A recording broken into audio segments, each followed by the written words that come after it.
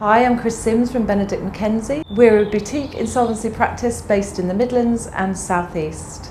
I'm Business Development Director and I work alongside Carrie James, who's the licensed insolvency practitioner and lead director of Benedict Mackenzie. I'm here today with Emma Robinson from Insurance Today, and Emma's going to explain to us what the implications may be of entering into an insolvency procedure on your business insurance. So Emma, we're often called in to see customers clearly when things go wrong with a business. There may be some action on the business, they might have had a CCJ, or they may just be looking to do something in respect to try to consolidate some of their debt, or even in some cases going through an insolvency process.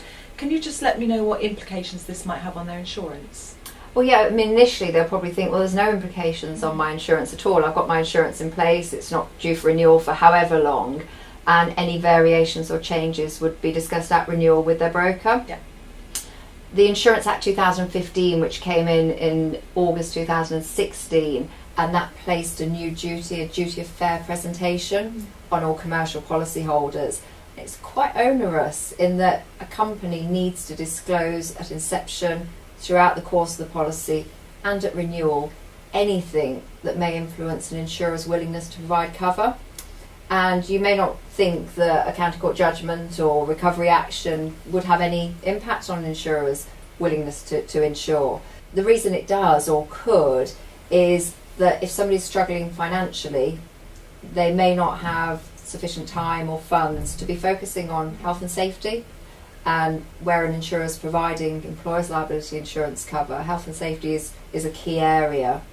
And they also consider it to be a moral hazard if there's been any bankruptcy, insolvency, CVAs or the like, in that they have to look at what claim statistics they've paid out on in the past, and arson.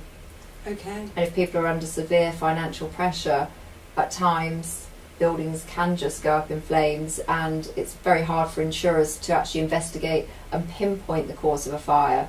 So it is something they sort of take a more cautious approach to. So serious implications to the insurer than to the insured. So, okay. So even if this happens to you mid-term, then you should get in touch with your broker?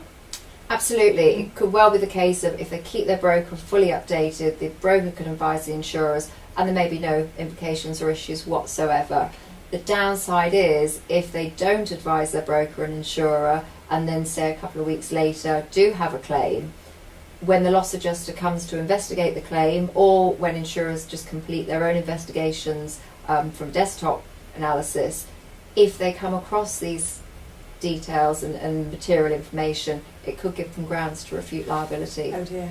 Right, and I suppose that's exactly the same where there's a director's asset purchase where they close one business and then they buy the assets and put them into the new co. Absolutely, and for those companies, actually finding an insurer that will provide cover day one can be a challenge, because a lot of insurers won't insure Phoenix companies.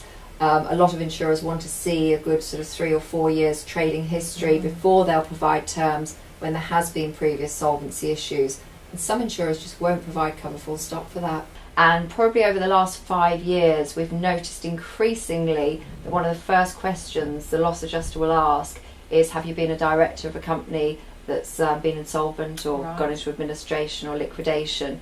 And it's quite sort of key that they're asking those questions, because the only reason they're asking them is to determine whether everything's been disclosed to the insurer, which is part of the claims verification process. So it's very important that we know all about this. Absolutely.